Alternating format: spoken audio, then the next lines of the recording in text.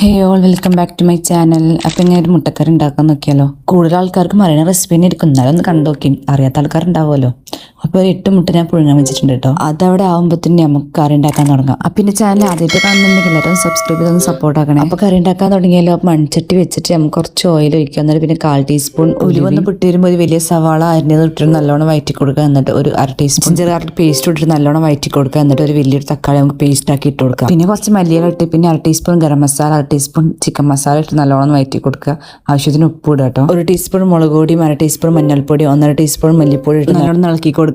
പച്ചമുളകൊന്ന് മാറാൻ വേണ്ടിയിട്ട്. എന്നിട്ട് പിന്നെ ആവശ്യത്തിന് വെള്ളം ഒഴിച്ചിട്ട് നമുക്ക് ഒരു 10 മിനിറ്റ് ലോ ഫ്ലെയിമിൽ ഇട്ട് വെക്കാം. തേങ്ങ അരപ്പിന് വേണ്ടിയിട്ട് ഞാൻ അരമുറി തേങ്ങ എടുത്തിക്കണം. അതിലോട്ട് 1/4 ടീസ്പൂൺ നല്ല ജീരകം ഇട്ട് ഒന്ന് നമുക്ക് അരച്ചെടുക്കാം. നേരത്തെ നമ്മൾ വേവിച്ച് വെച്ച മുട്ട ഉണ്ടല്ലോ, അത് നമുക്ക് ഓരോന്ന് ഇങ്ങനെ വരഞ്ഞു കൊടുക്കട്ടെ കത്തിയും കൊണ്ട്.